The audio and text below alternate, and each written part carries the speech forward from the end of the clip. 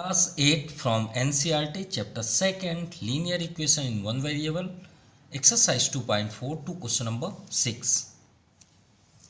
Question number 6 there is a narrow rectangular plot. एक सकरी हुई rectangular plot है, मतलब छोटी सी हिस्से में, ज़्यादा बड़े हिस्से में नहीं. नैरो मतलब होता सकला यानी छोटे जगह पे. रिजर्व फॉर अ स्कूल, किसके लिए रिजर्व किया गया? स्कूल के लिए. इन माहुली विलेज, एक गांव में जिसका नाम है माहुली. ठीक है, मान लीजिए कोई गांव है, ये हमने बना लिया, ये गांव का एरिया है. इतने एरिया में माहुली, ये माहुली विलेज है सपोज. ठीक है, फुल प्रैक्टिकल देखते हैं. ये माहुली विलेज हो गया. ठीक, आगे देखें. The length and breadth of the plot are in the ratio 11:4. तो जितने भी क्वेश्चंस आप अपनी लाइफ में पढ़ते हैं और रेशियो फॉर्म पे हो तो तुरंत उसे कन्वर्ट कर लीजिए किसी वेरिएबल में. चलिए उसे बाद में बात करते हैं, पहले क्वेश्चन रीड कर लें. ठीक है, ये माहुली विलेज का है जहाँ रिजर्व किया गया एक स्कूल. मतलब भाई स्कूल के लिए तो हर एक गांव में प्रोवाइड की जाती है, जैसे गवर्नमेंट अपना ले लेती है एरिया, वैसे ही एक विलेज ने अपने माहुली विलेज में रिजर्व किया गया स्कूल के लिए एक प्लॉट जो रेक्टेंगुलर फॉर्म पे है. At the rate of 100 rupees per metre it will cost the village panchayat ₹75,000 to fence the plot. अब मान लीजिए रिजर्व किया गया ये माहुली विलेज में, ये मान लीजिए गली है, मोहल्ले है, तो एक यहाँ पे कोई जगह पे एक प्लॉट ऐसे दे दिया गया कि भाई आप इतनी जगह पे आप एक स्कूल बना लीजिए. बोले ठीक है, रेडी भी हो गया. जिसका रेशियो यहाँ पे दिया है लेंथ और ब्रेथ का 11:4. तो हम इसे कन्वर्ट कर लेते हैं किसी वेरिएबल में. तो सबसे पहले आप लिखिए लेट द रेशियो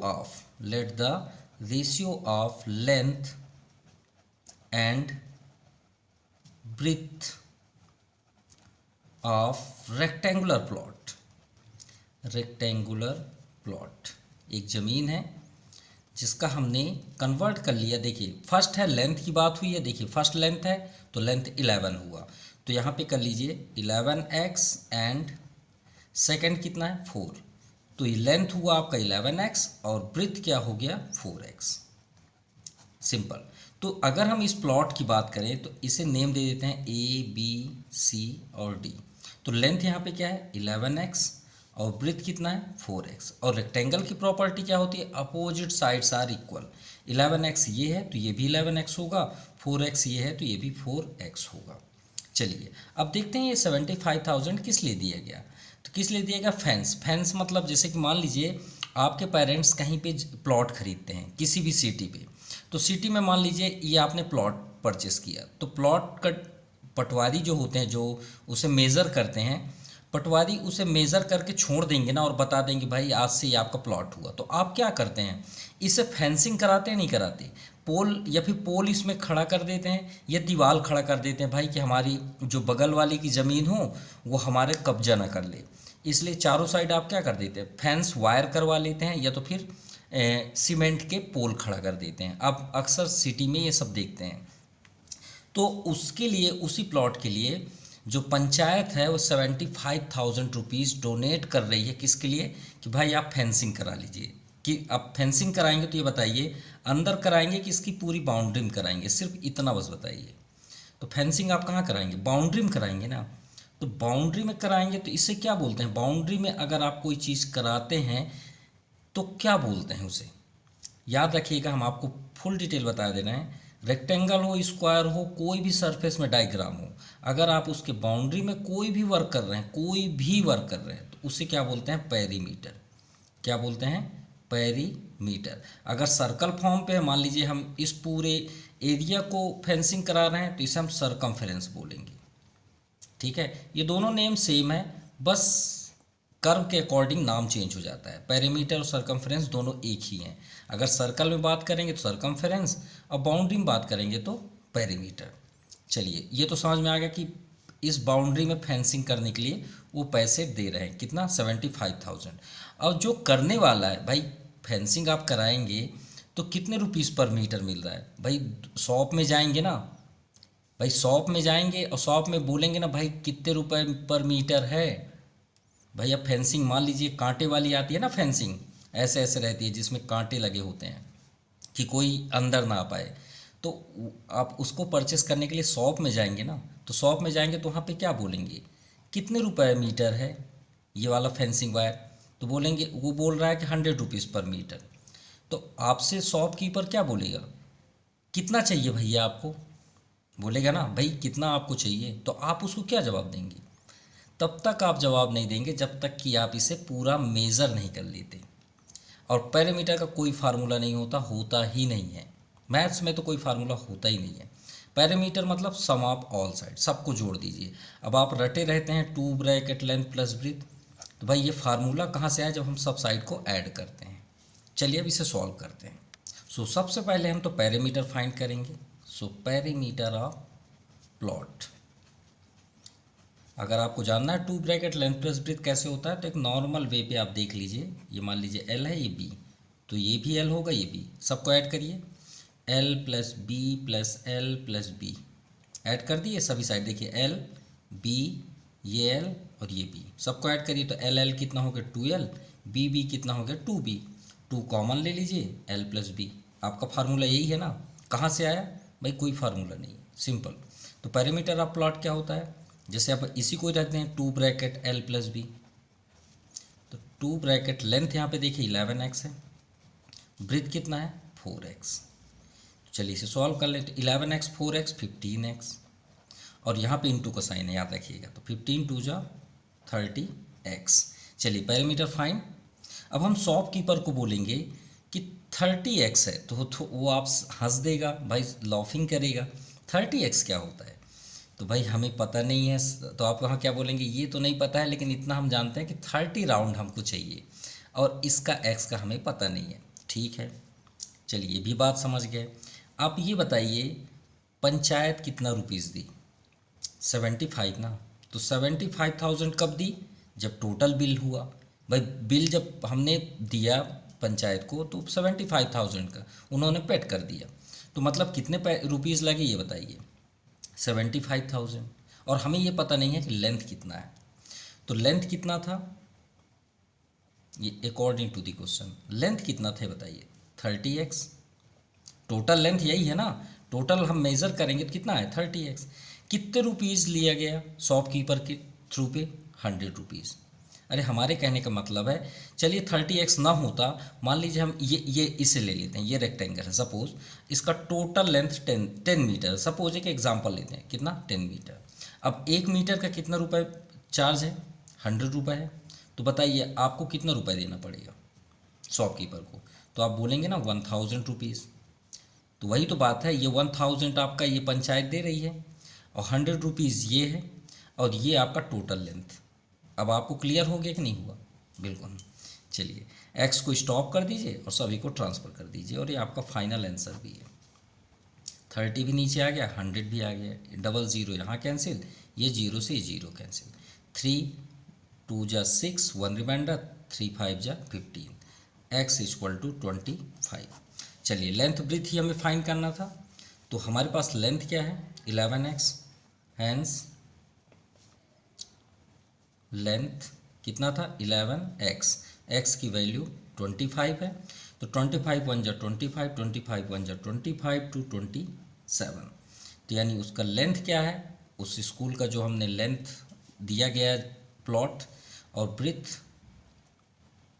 ब्रीथ कितना था 4x, तो 4 इंटू 25, 25 4 जा 100 मीटर, this the final answer.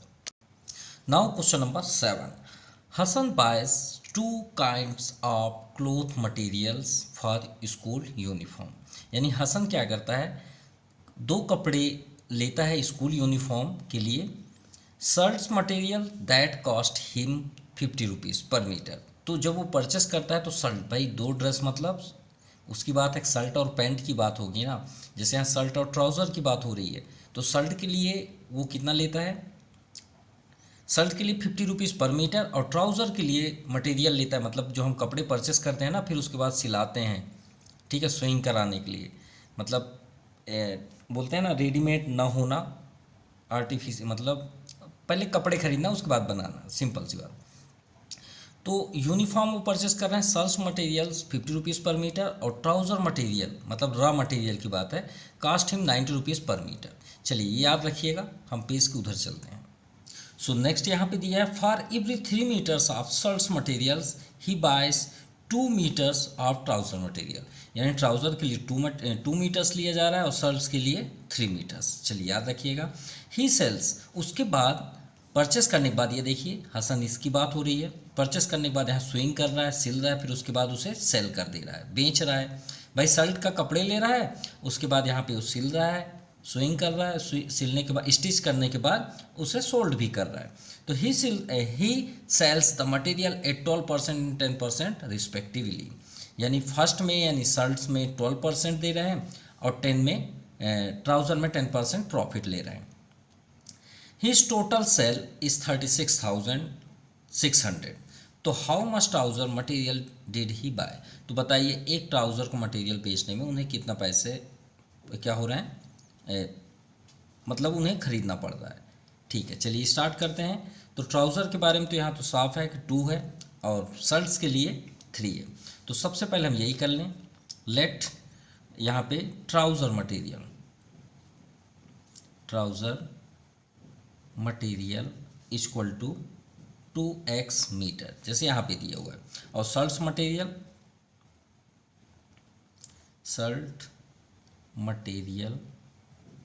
Equal to यहाँ पे हम कर लेते हैं 3x, क्योंकि 3 मीटर्स की बात है। चलिए ये हो गया क्लियर। अब यहाँ पे बात देखिए, सेल की बात हो रही है, तो सेलिंग प्राइस 1 बाई 1 दोनों को फाइंड कर लेते हैं। Selling price of shirt material. अब देखिए शर्ट को कितने में परचेस कर रहे थे, 50 रुपीज़, बैक साइड है, वो तो ऑलरेडी आप समझ चुके हैं, ये तो हमने उनकी मीटर की बात हुई। तो शर्ट के मटेरियल कितना है, 50 रुपीज़। भाई उन्होंने इतने में परचेस किया पर शर्ट के लिए, कितने का, 50 रुपीज़। अब गौर समझिएगा, 50 में वो कितना प्रॉफिट ले रहे हैं शर्ट के लिए, तो शर्ट के लिए फर्स्ट आपका यहाँ पे फर्स्ट शर्ट है, तो कितना ले रहे हैं, 12%। तो भाई 50 रुपीज़ का तो उन्होंने परचेस किया, गौर समझिएगा। अब मान लीजिए हम ये पेन 10 रुपीज़ में ले आए, अब आपको हम सेल करना चाहते हैं, हम सोचते हैं कि आपसे कम से कम 10% हम ज़्यादा लेंगे। तो अगर ये 10 रुपीज़ का पेन है, तो आपसे अगर हम 10% ज़्यादा ले रहे हैं, तो उसका मतलब क्या हुआ, 10 रुपीज़ का तो पेन है और 10% अगर हम ज़्यादा ले रहे हैं, तो अलग से आप 10 रुपीज़ का पेन का 10% फाइन कर लीजिए। तो ये 0 से 0, ये 0 से 0, कितने रुपीज़, 1 रुपीज़। तो 10 + 1 यहाँ पे प्लस हो जाएगा, भाई 10 रुपीज़ का पेन था, हम आपसे 11 रुपीज़ लेंगे, सिंपल। तो वैसे ही उन्होंने 50 रुपीज़ का ट्राउज़र खरीद के लाए, ठीक है, शर्ट खरीद के लाए। अब कपड़े लेके आए, अब वो सोच रहा है कि मैं आपसे 12% ज़्यादा लूँगा, तो 50 रुपीज़ का अलग से 12% अलग से कर लीजिए। तो 0 से 0, 5 2 जा 10, 2 6 जा 12, 6 रुपीज़ ज़्यादा ले रहे हैं आपसे। तो यहाँ पे क्या हो जाएगा, 50 + 50 × 12%, सिंपल। ये हम सॉल्व कर रहे हैं, 5 2 जा 10, 2 6 जा 12, तो 50 + 6 56 रुपीज़। भाई हमसे जब वो सेल कर रहे हैं तो भाई ज़्यादा तो लेंगे ना, कोई अगर जहाँ से ख़रीद के लाता है उतने में थोड़ी सेल करता है, उससे तो ज़्यादा ही लेगा, सिंपल। तो सेलिंग प्राइस शर्ट का हो गया। अब आते हैं सेलिंग प्राइस ऑफ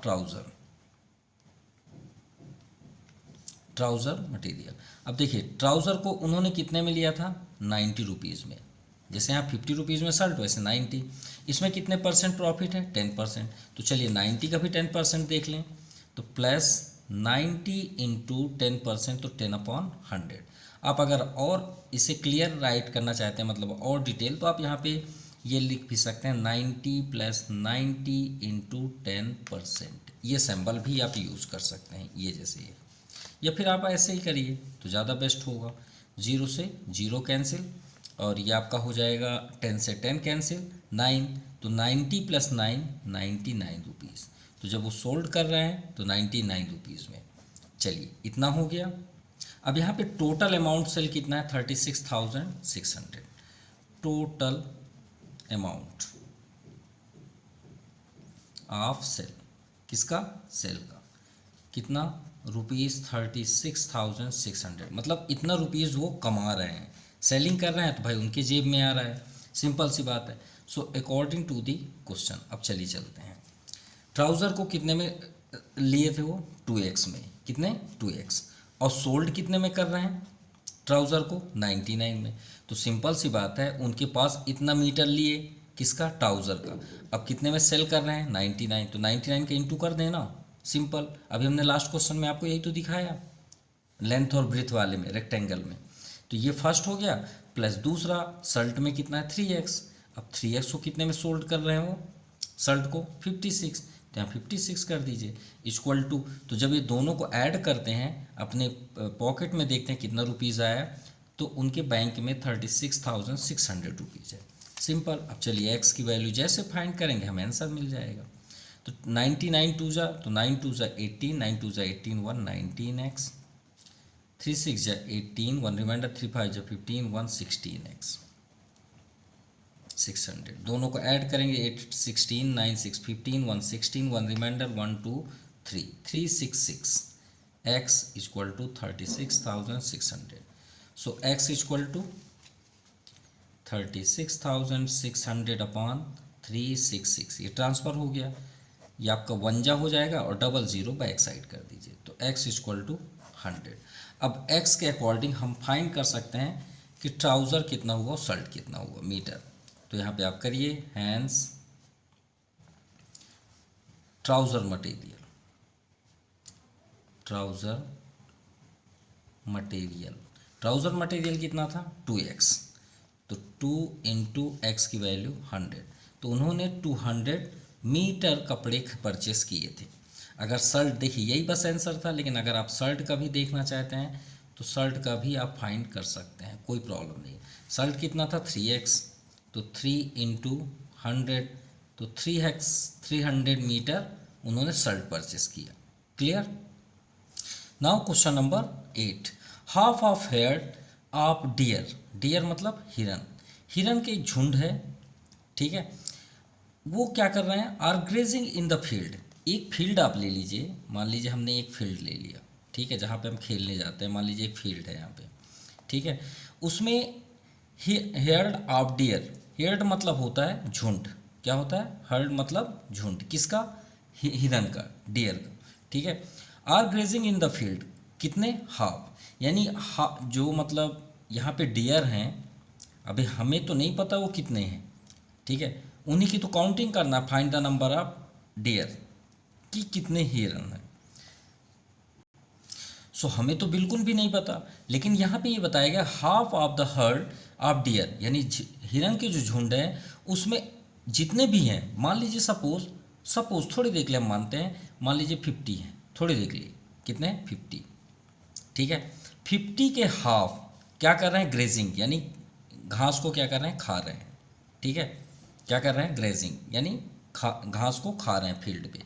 तो 50 के हाफ कितना हो जाएगा 25, भाई 2 का डिवाइड किए ना 25, अब बचे कितने 25 और बच गए ना, वो 25 में आगे देखते हैं, एंड 3/4 यानी 25 का 3/4 आप remaining are playing nearby, और उनके बगल में वो खेल रहे हैं, इधर से उधर जंप कर रहे हैं। The rest 9 are drinking water from the pond, और जो 9 हिरन हैं उसके अलावा जो अनदर 9 वो यहाँ पे एक तालाब है उसमें से पानी पी के वापस आ रहे हैं अपने झुंड की ओर। तो बताइए हिरन कितने हैं, तो हमारे पास तो हिरन डियर का तो कोई काउंटिंग ही नहीं है। तो सबसे पहले हम कर लेते हैं let total number of dear. तो हमने यहाँ पे एक एग्जांपल लिया था 50, उसे हम ले लेते हैं x, इतना क्लियर। अब यहाँ पे सिंपल है कि हाफ जो है वो क्या कर रहे हैं ग्रेजिंग कर रहे हैं, तो हाफ ऑफ यहाँ पे हर्ड ऑफ डियर ग्रेजिंग, तो श्योर है x अगर टोटल है तो उसका हाफ यानी जैसे 25 हमने किया तो 2 से डिवाइड किए, तो टोटल हमारे पास x है, x का 2 से हम डिवाइड कर दिए, सिंपल। अब बच कितने गए ये बताइए, भाई 50 का हाफ कितना होगा 25, कैसे 2 से डिवाइड किए। अगर हम डिवाइड ना करें तो क्या हम इसे ऐसा लिख सकते हैं? सॉल्व करके देखिए भाई, 50/2 50/2, तो 50/2 25 ही हुआ ना, 50/2 भी 25 हुआ, दोनों का ऐड करेंगे 50 फिर से हो जाएगा कि ना होगा। यानी किसी भी चीज़ को हाफ हाफ कर देंगे, उसे फिर से ऐड करेंगे तो एक ही बन जाएगा ना। तो हाफ तो चलिए ग्रेजिंग कर रहे हैं, बचे कितने? हाफ और बच गए। तो जो हाफ हैं उसमें से 3/4 क्या कर रहे हैं? खेल रहे हैं। तो चलिए उन्हें भी लिख लेते हैं। डियर प्लेइंग कितने? x/2 का 3/4। भाई x इतने बचे ना, इतने तो ग्रेजिंग कर रहे हैं और इतने अभी बच गए हैं, तो उनका 3/4 क्या कर रहे हैं? वो प्लेइंग कर रहे हैं। और जो पॉन्ड से वाटर पी के आ रहे हैं, लौट रहे हैं, वो कितने हैं? 9। डियर ड्रिंकिंग वाटर कितने हैं? 9। अगर हम इन सभी को ऐड कर दें तो किसके बराबर होगा? टोटल x के बराबर होगा कि नहीं होगा? भाई मान लीजिए 50 होते, 50 ही रन है और इन सब को हम ऐड करें तो टोटल 50 ही होगा ना, उससे ज़्यादा थोड़ी होगा। सिंपल। तो चलिए इन तीनों को ऐड कर दीजिए according to the question. Grazing कितने कर रहे हैं? x/2। प्लेइंग कितने कर रहे हैं? x/2 into 3/4। वाटर कितने पी रहे हैं? वाटरिंग मतलब वहाँ ड्रिंकिंग कितने कर रहे हैं? 9। इन सभी को ऐड कर दें तो टोटल नंबर होगा। सिंपल। अब चलिए इसे सॉल्व कर लें। x/2 3 into x 3x, 4 2 8 plus 9 equal to x। LCM कर लें। एलसीएम आपका 8 और 2 का 8 ही होगा। 2 4 जा 8, 4 इंटू एक्स 4x, 8 1 जा 8, 8 1 का इंटू 3x में 3x, और यहाँ पे अपन 1 कर सकते हैं, 1 8 जा 8, 8 9 जा 72 इक्वल टू x। अब आप क्रॉस मल्टीप्लाई कर लीजिए। अब देखिए 4x प्लस 3x आपका 7x plus 72 equal to 8 into x 8x। x इसमें ग्रेटर कौन है? 8x। तो x अगर इधर ग्रेटर है तो x को इधर ही ले आइए, तो 7x को ट्रांसफ़र करेंगे तो -7x, 72 को यहीं रहने दीजिए। 8x - 7x 1x equal to 72। तो कितने डियर हैं? 72। तो आप यहाँ पे लिख दीजिए hence total number of deer equal to 72। Clear? और अगर आप चेक करना चाहते हैं तो एक बार चेक कर सकते हैं। देखिए 72 का हाफ क्या कर रहे हैं? ग्रेजिंग कर रहे हैं। कितना आ जाएगा? 2 3 जा 6 और 2 6 जा 12, 36 क्या हो गए? ग्रेजिंग कर रहे हैं। और बचे कितने? 36 ही बचे ना। तो 36 का 3/4 क्या कर रहे हैं? वो प्लेइंग कर रहे हैं। तो 4 9 जा 36, 9 3 जा 27। चलिए अब 27 के बाद 9 वहाँ पे ड्रिंकिंग मतलब वो वाटर क्या था, थोड़ा सा देख लें। Rest 9 are drinking water from the pond, यानी पॉन्ड से वो वाटर पी रहे हैं। तो सभी को ऐड करिए। 36 9 से 15 45 45 7 52 और 52 20 72। Clear? Now question number 9। A grand father is 10 times older than his grand daughter. ये ग्रैंड डॉटर मतलब हो तो परपोती, जैसे हम बोलते हैं ना नाना नानी। तो हम अगर हम अपनी बात करें, अपने नाना की बात करें, ठीक है, तो ग्रैंड फादर या दादा की बात आप बोल सकते हैं, दादा या नाना की। ठीक है, तो ग्रैंड फादर जो हो गए वो हमारे दादाजी हो गए। ठीक है, तो श्योर है कि हमारे ग्रैंड फादर ही हमसे बड़े होंगे। ऐसा तो कभी हो ही नहीं सकता कि वो हमसे छोटे हो जाएं, ग्रैंड डॉटर बड़ी हो जाए, तो ये पॉसिबल नहीं है। तो बड़े कौन है? Grand father. कितने? 10 टाइम्स। किससे? अपने ग्रैंड डॉटर से। सिंपल। तो यहाँ तो क्लियर हुआ कि ग्रैंड डॉटर जो है वो 10 टाइम्स कम है एज में अपने ग्रैंड फादर से। He is also 54 years older than her, यानी जो ग्रैंड फादर हैं वो अपने ग्रैंड डॉटर से 54 ईयर्स बड़े हैं। अगर मतलब मान लीजिए 10 ईयर्स की ग्रैंड डॉटर है उनकी, तो उनकी उम्र कितनी होगी, उनकी एज कितनी होगी ग्रैंड फादर की? 54 इनसे ज़्यादा होगी, यानी उनकी एज हो जाएगी 64। ये कहने का मतलब है। Find their present age. चलिए वो इससे इजी क्या क्वेश्चन हो सकता है। सबसे पहले आप आ जाइए let age of granddaughter, क्योंकि इनका अगर हमें मिल गया तो इनका तो ऑलरेडी 10 टाइम्स है, तो एज ऑफ या लेट प्रेजेंट एज आप कर लीजिए, present age of granddaughter equal to x. Granddaughter का हमने एक्स ले लिया, तो ग्रैंड फादर का कितना हो जाएगा, then age of grandfather, तो दादाजी का कितना हो जाएगा भाई, 10 टाइम्स है वो ज़्यादा, तो 10x हो गया, सिंपल। अब यहाँ पे क्लियर है कि 54 वो ज़्यादा है किससे, अपने ग्रैंड डॉटर से। तो भाई हम कैसे बताएं, जैसे हम बोल दें कि हमारी उम्र आपसे 10 ईयर्स ज़्यादा है, तो अगर हम बोल दिए कि हमारी उम्र जो है आपसे 10 ईयर्स ज़्यादा है, तो इसका मीन्स क्या हुआ कि हम अपनी उम्र को पहले लिखेंगे और आपकी उम्र को बाद में लिखेंगे और सब्ट्रैक्ट कर देंगे, तो हम 10 ईयर्स आपके ज़्यादा हैं तो यहाँ पे 10 आ जाएगा, सिंपल। अगर हम बोलें कि हमारी उम्र सपोज़ 40 ईयर्स है और आपकी उम्र, तो क्लियर है कि आपकी कितनी होगी 30, तो जब हम आप अपने में ही माइनस करेंगे तभी तो 10 मिलेगा ना। इतना आपको क्लियर हुआ। अगर हमारी उम्र 10 ईयर्स है तो आप हमारी उम्र अगर 40 ईयर्स है और हम आपसे 10 ईयर्स ज़्यादा हैं, तो श्योर है कि आपकी उम्र 30 होगी, और कुछ तो हो नहीं सकता। 20 तो कर नहीं सकते, नहीं 20 टाइम्स हम ज़्यादा हो जाएंगे, 20 एज ज़्यादा हो जाएगी, 20 ईयर्स। तो यहाँ पे देखिए वो 54 ईयर्स ज़्यादा है। तो पहले तो ये आप क्लियर कर लीजिए, हमने जैसे यहाँ पे माइनस किया तो ग्रैंड फादर को ही पहले लिखेंगे कि नहीं लिखेंगे, उसके बाद उसके ग्रैंड डॉटर को माइनस कर देंगे, तो ग्रैंड फादर यहाँ पे क्या है 10x, सिंपल। और ग्रैंड डॉटर x, श्योर है कि उनको माइनस कर देंगे तो उनकी उम्र हमें पता चल जाएगी, भाई वो 54 ज़्यादा है, हो गया। अब आपका solution ready. 10x minus x 9x equal to 54, x equal to 54/9, 9 6 या 54, यानी ग्रैंड डॉटर की एज 6 ईयर्स है। कितना, 6 ईयर्स। तो आप यहाँ पे राइट कर लीजिए एज ऑफ ग्रैंडफादर कितने थे 10x, यानी सिंपल है कि 6 है तो 60 ईयर्स के ग्रैंडफादर हुए। और ग्रैंड डॉटर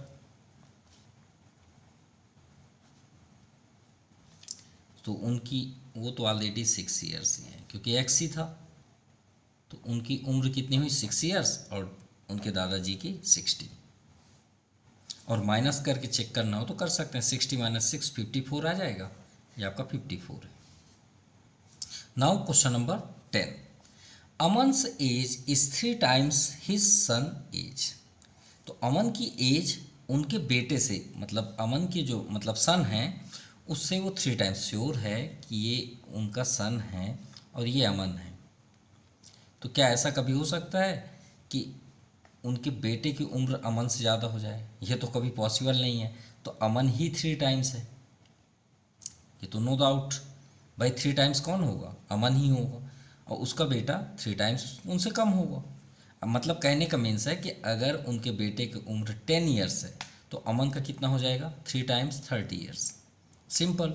तो अगर हमें हमारे पास सन का एज है तभी तो हम अमन का बता पाएंगे, सिंपल। तो सबसे पहले हम यहाँ पे राइट करेंगे let present age of Aman's son equal to x, clear. तो एज ऑफ अमन कितना हो जाएगा भाई, अमन की उम्र जो है एज है वो सन से 3 टाइम्स है, तो जैसे यहाँ 10 है तो 10 3 जा हमने कर दिया 30, वैसे x है तो x में 3 का इंटू कर दीजिए, सिंपल 3x। आगे देखते हैं 10 ईयर्स एगो, यानी 10 साल पहले की बात है। अगर हम बोलें कि कल हम आपको 100 रुपीज़ दिए थे तो वो हमारी लाइफ से चली गई है, लेकिन अगर हम ये बोलें कि कल हम आपको 100 रुपीज़ देंगे तो वो आपके लाइफ में आने वाला है। अगर हम बोलते हैं कि कल हम देंगे तो वो आपकी लाइफ में आएगा, लेकिन हम बोले कि कल हम आपको दिए थे तो वो क्या हो गया आपका माइनस, वो लाइफ में ख़त्म हो गया। भाई दे दिए आपने, इन्वेस्ट कर दिया। तो वही बात है 10 ईयर्स एगो, तो श्योर है कि इन दोनों में भी 10 ईयर्स क्या होगा, हम बैक जाएंगे, इनकी लाइफ में हम बैक की ओर चलते हैं। तो अगर हम 10 ईयर्स एगो में चलें, 10 ईयर्स एगो, तो भाई दोनों में थोड़ा सा इफेक्ट होगा, हलचल भी होगी। अमन सन का क्या होगा, x-10। चलिए पीछे चलते हैं उनकी लाइफ में, और ये अमन की एज है, इसमें भी 10 ईयर्स कम कर दीजिए, हो गया। आगे देखते हैं, 10 years ago he was 5 times his son age. तो भी 5 अगर 3 टाइम्स है, 4, 5, 10 जितने भी टाइम्स है, अगर वहाँ पे फादर और सन या डॉटर की बात हो रही है तो सब कुछ जो 5 टाइम्स 3 टाइम्स जितने भी टाइम्स हो वो फादर का ही होगा, बच्चे का कभी नहीं हो सकता। ये 5 टाइम्स है तो किसकी बात है, वो अमन की ही बात होगी, ठीक है। लेकिन ये 5 टाइम्स आप किधर करेंगे, अमन की ओर। किस साइड, अमन कौन सा है, ये 3x, ये सॉरी अमन की ओर नहीं, उसके बच्चे की साइड, x-10 की ओर। क्लियर। अब आप बोलें क्यों सर आपने इधर क्यों किया, भाई जबकि 5 टाइम्स तो इधर था अमन की ओर, अमन की एज है ना 3x, तो अमन के साइड 5 टाइम्स दिया जैसे हमने अभी एक्सप्लेन किया, लेकिन हम उनके सन की ओर 5 का इंटू क्यों किए। जैसे एग्जाम्पल देखिए, आपका वेट 40 kg है, हमने इसको लास्ट वीडियो में भी बताया, और मान लीजिए हमारा वेट 80 kg है, तो हम आपसे 2 टाइम्स ज़्यादा है कि नहीं है, देखिए बिल्कुल है। क्लियर। अब यहाँ पे हम थोड़ी देर के लिए आपको x ले लें और हम अपने आप को y ले लेते हैं। अब हम बोले कि हम आपसे 2 टाइम्स ज़्यादा हैं, तो भाई 2 का इंटू किधर करेंगे, ये बताइए कि ये इक्वल हो जाए, क्योंकि बीच में सिंबल तो इक्वल है ना।